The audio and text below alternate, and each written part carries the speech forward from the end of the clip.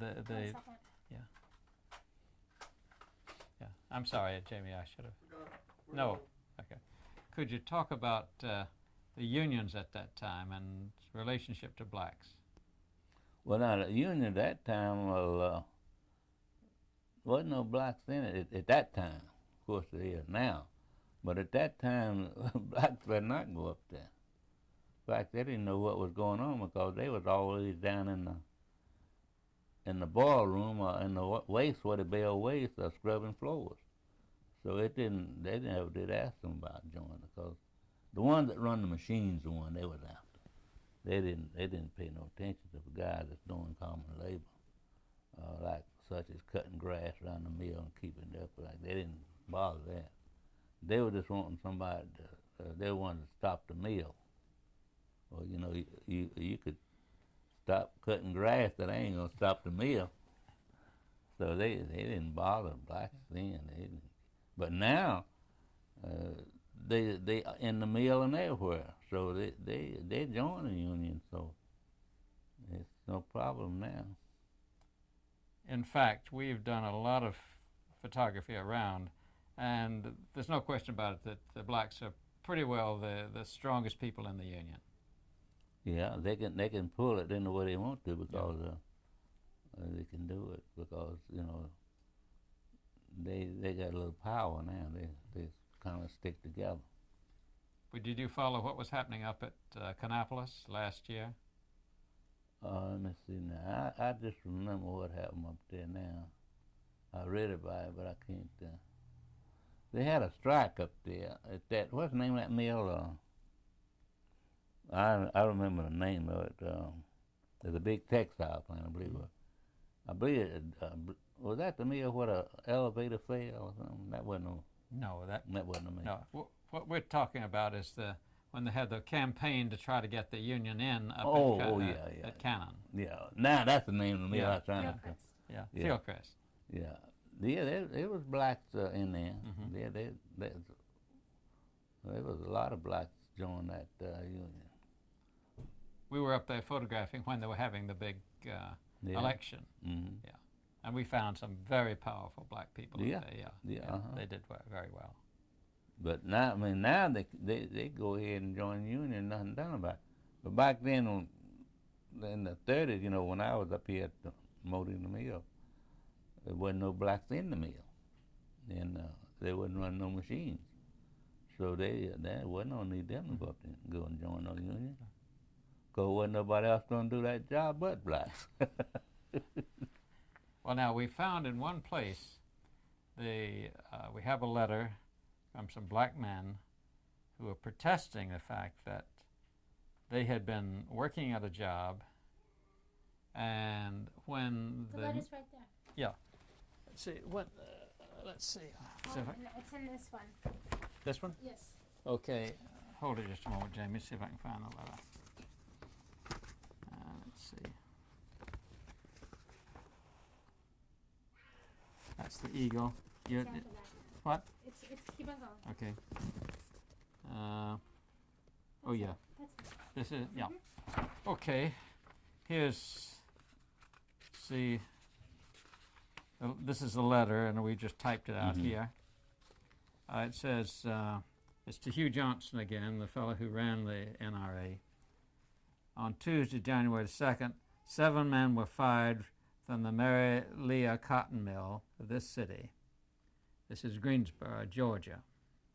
On Friday morning, January the 5th, 7 more were fired, making a total of 14. These men had been working at the factory from 2 to 14 years and were fired without any reason. The factory had recently put in new machinery, which of course reduced the number of men. I guess you saw a lot of that. Mm-hmm. For this number of 14 colored men were working inside, 12 operating machines and 2 cleaned. We feel that this was unfair, as whites were taken from other jobs and put on colored jobs. Mm-hmm. We will appreciate it if you would send an NRA authorities to investigate. It was signed by 14 colored men. Mm-hmm. I wonder if they're still living. No, down in Georgia, no way. That was a bad place for blacks. Georgia and Mississippi, Alabama, Louisiana, all of them was down in there. It's still rough on blacks down there. Yeah. Yeah, I noticed where this man that killed Medgar Evers. Medgar Evers, yeah. They had that on the television, and they finally found the guy that killed him, and they said they're gonna try him. I don't know what it was on television. I don't know what that's been 28 or 29 years ago. What do you think about that letter? That's a good letter there, but I wondered what happened to them 14 people down in Georgia. I know they lost their jobs, but they lost more than that. Because see, anytime you try to stick your neck out for your own race, they're gonna get you, just like Martin Luther King. See, I mean, I know the story. See, I know what the situation is. Yeah. But you've done so well here in spite of all of that. Mm-hmm. Do you have any reason? Could you explain why? Well, I tell you what. I believe it'd be a better day. But number one, I'm a Christian. I go to church. I'm a deacon in the church. I joined the church when I was around about 12 years old. When I was baptized in a creek. And I've been going to Sunday school. We walked 4 miles to Sunday school and preaching. And I still belong to the same church, First Baptist Church over in Dallas, North Carolina. And that's what made me strong to endure the hardships of life. If you got a good Christian and believe in the Lord and Savior Jesus Christ, it's a way. You'll make it. It's been hard now, but you'll make it. You can't give up. You got to, I made it up to 79 years. Never have been locked up for nothing. And let me see, I got 2 parking tickets. And I had a banking account. And I don't know why I made that big mistake. I overdrawed at the bank, and the police had come and got me. So I forged the check. So I had to go up to the courthouse for that. They didn't lock me up, but I told them that I just made a mistake. I said I hadn't made my deposit check.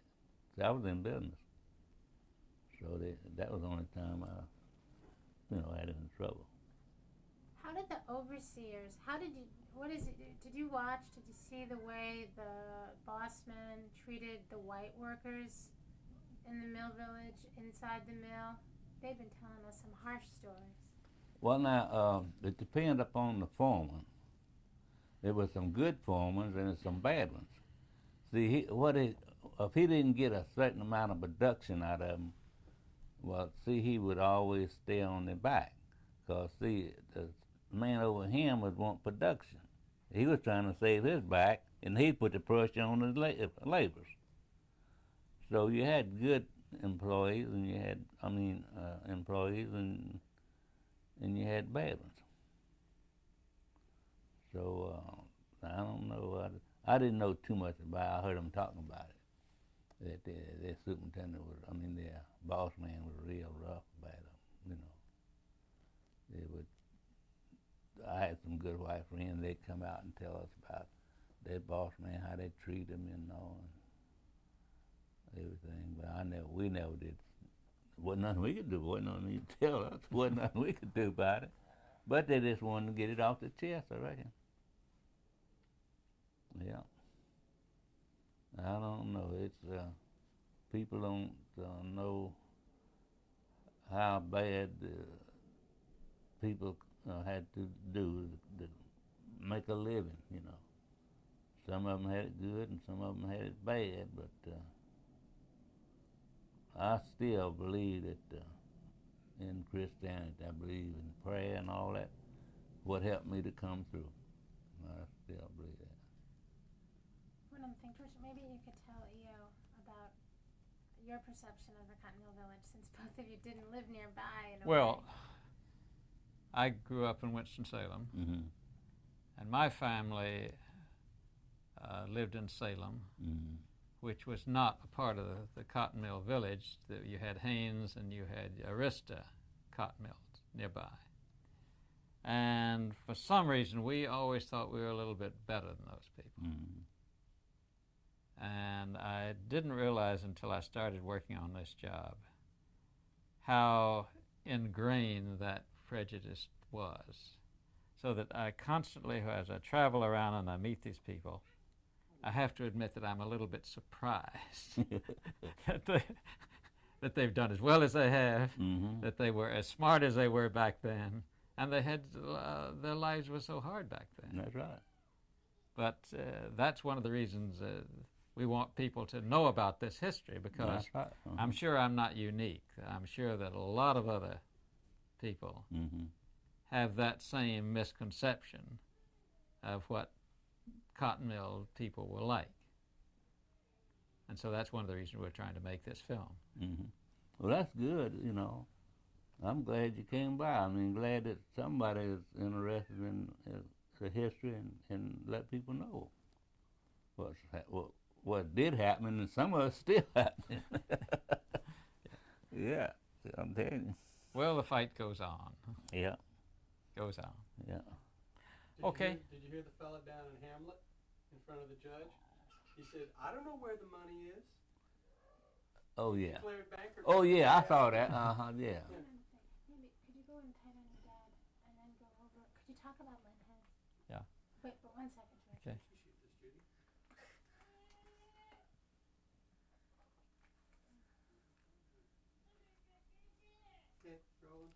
you. Well, one of the things that I used to hear as a child was talk about lint heads. Mm-hmm. Did you ever hear that phrase? Yeah. What did it mean? Meant that they had cotton in their hair. They worked in the cotton mill. I've heard that, yeah. Called them lint heads, and I found out that the one that work in the mill, see, they call them, a lot of them, white trash.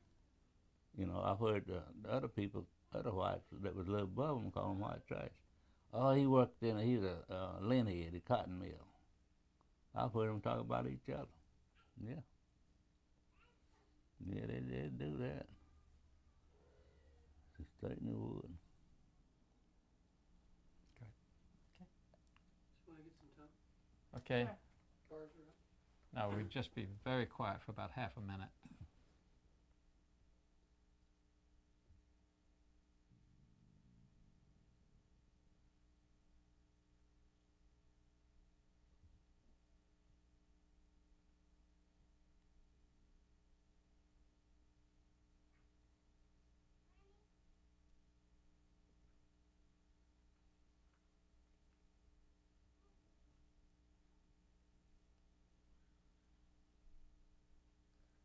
Okay, I'm gonna get some tongue in the boom, okay? Okay, I'll just stay rolling then.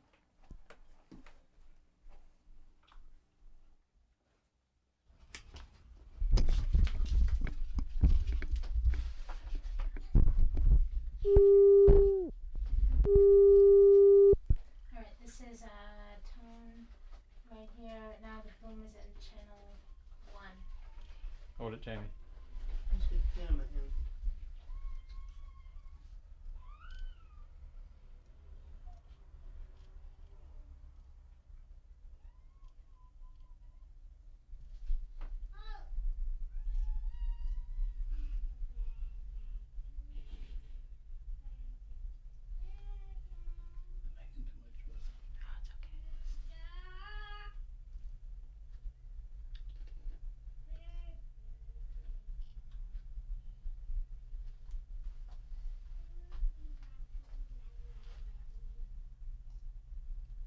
Okay, good. Well, I have shot about the best I can shoot now is in the 70s. You're about 20 or 30 strokes better than me. Yeah. I've never broken 100. Oh, I got some guys that teach principals, retired principals I play with, and I'm the oldest one. And I can drive, when I'm, that arthritis not bothering me too bad, I can drive 275 yards. That's right. But the humidity, if it's heavy, I can't, if it's real hot, I can go drive it a lot further. But you take, if it's damp, your ball don't go as far when it's damp. But when it's hot and dry, the ball travels a lot further. Tell me about this house. Well, it took me 2 years to build this house. I built the kitchen and a bedroom. Then we moved in the bedroom, and then we had a place to cook. And then I'd work every night till I completed. It took me 2 years. But now, and then it took me 2 years to put that stone on, but I did it part-time. I'd work at my job and then come here and work at night. Why did you choose the stone? Well, I just saw my brother-in-laws, Bruce. I said, I'm going to make mine just like his. So that's what I did. And everybody said this is the prettiest house on the block. Where did you get the stone from? Up at Bessemer City. It's a place up there around the mountain. Some of them people will give you the stone just to pick them up. Now, I didn't pay nothing. All it cost me to go up there and pick them up and haul them home. Yeah. Well, how much land do you have here? I just got that vacant lot on the other side. And then the rest of it down below there is air property. But I took that there front lot on account of when Mom and Daddy died. I had to have it surveyed and all that, and paid taxes on it, on all the air property. So I was entitled to the front lot because they never did give me my part of the money because I paid taxes on all of it for about 2 or 3 years. So, but my mama willed that my old sister that house there, the old home place. She willed it to her. This is your old home place here? But it was a little old 3-room house. You see, my dad built that in 1928. And that house didn't cost but $800. That house there cost $800. Right. There's 2 black partners built that house. Yeah.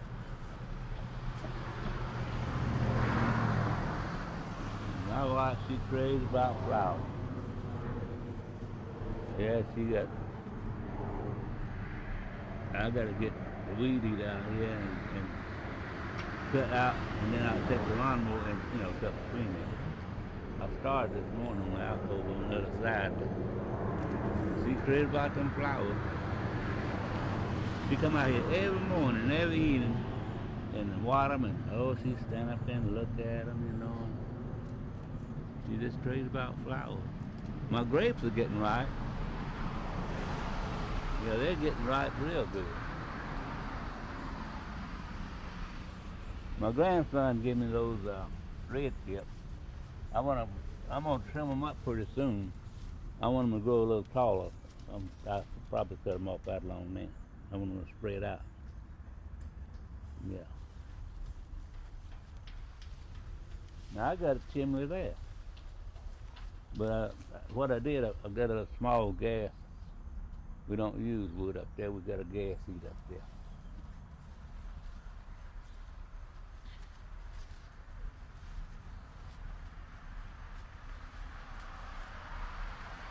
Yeah, you take.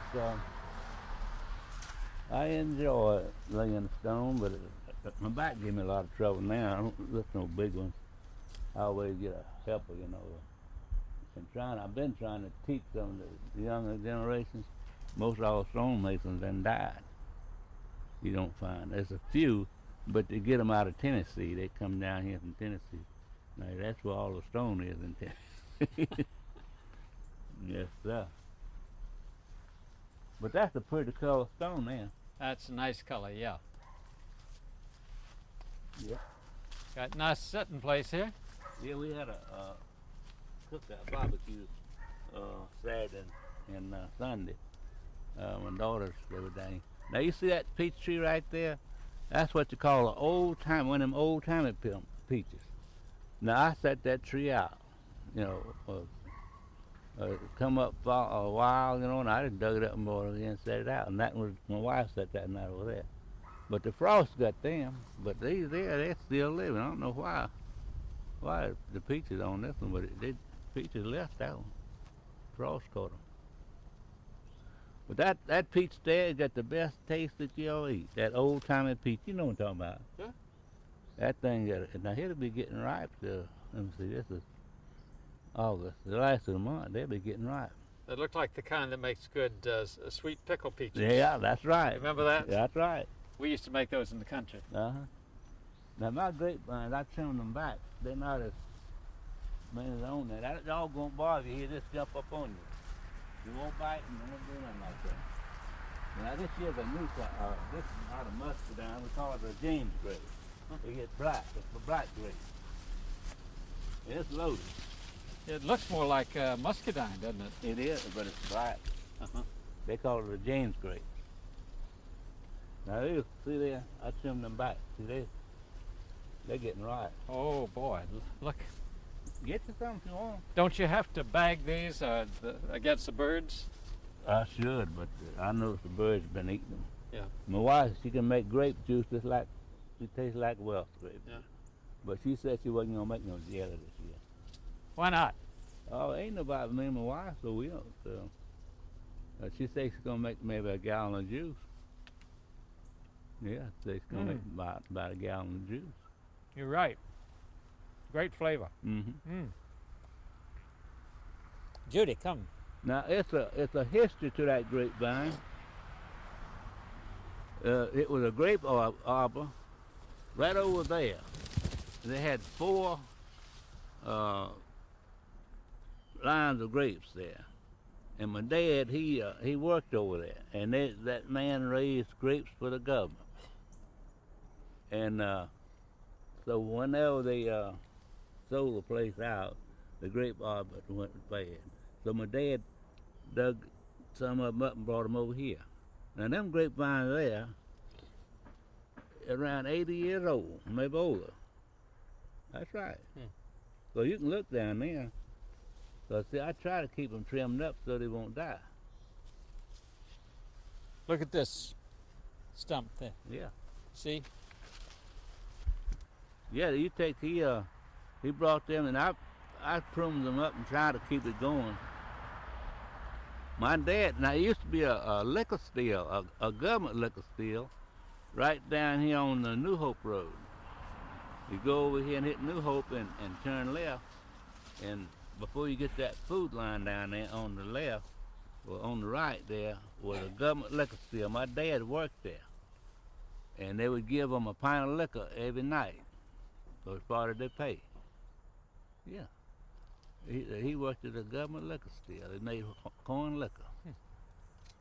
I never heard about that. That was way before my time. But he told me about it. Yeah. Now my lot goes up by those that hedge, those trees there, and then it L's back. Then it goes straight down that way. Then it joins the Bradley Center over there.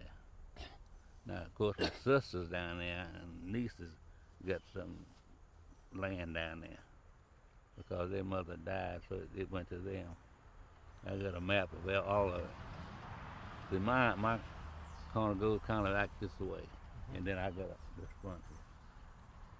The reason I did that because I got about $500 or $600 in taxes I paid for them before I had it surveyed, and it was paid in the air property. And then they would give me my money back. So I took the front lot. So that ain't bad. Yep. You got a great place. Thank you. Okay, Jamie. I think we've got this now. Why don't you get some statics? That'll Look show at the that whole. cluster of grapes there. We could, Isn't that nice? when you're walking in, we could just tell you about what thing in the cotton mill so that we could have Mhm. a way into Okay, when you're all right. sitting down. Okay. That's a nice cluster.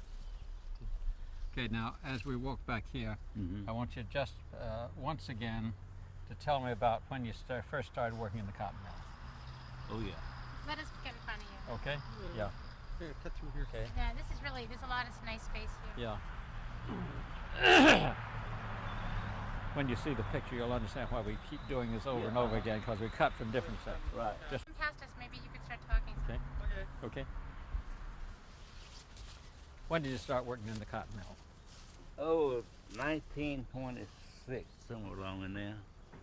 I was 13 years old when I went to work up at the Modena Cotton Mill, and we rolled coal, 40 wheelbarrows in the evening and 40 wheelbarrows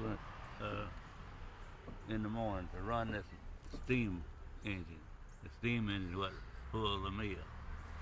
And my dad, he run it on the third shift, and my cousin on the second shift, my uncle on the first shift. And we roll that coal and bale waste and open up cotton. That was our job. We never did get to run no machine though. No way, we didn't get to run no machine. Did you ever wonder why? Why don't y'all cut around this side and cut on in? Did you ever wonder why? Oh yeah, I know, but you see, you had to be a certain color to get in the mill at that time. But now times changed. Now if you can do a job in the mill, they'll let you have it now. But I can remember the only time you couldn't even go up in there and use the restroom or drink water. We had outhouses. Yeah. I know one time that I was Hold it just a moment. Plane. I was Just hold just a minute. We want to get the. Oh, wait yeah. Till, wait till the plane gets here. yeah. Just got a naughty in the meantime. Yeah. Hi, doggy. Get back. Look back over here, Dad, towards him. Okay. We'll just let that drift off in just a moment.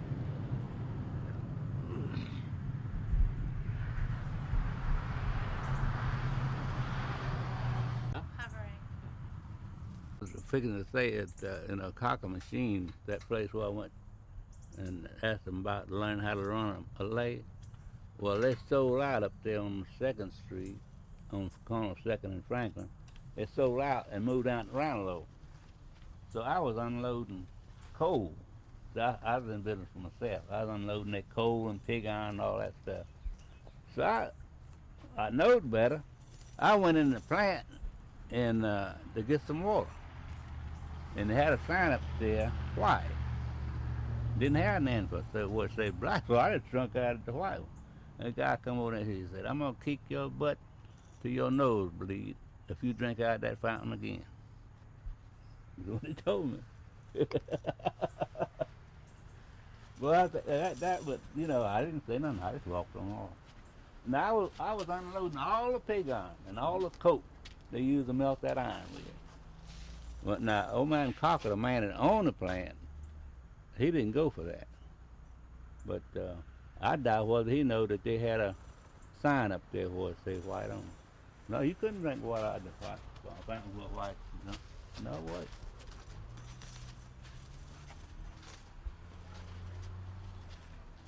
Okay. Put your head on in. So Okay, we've got- all right, go ahead. yeah.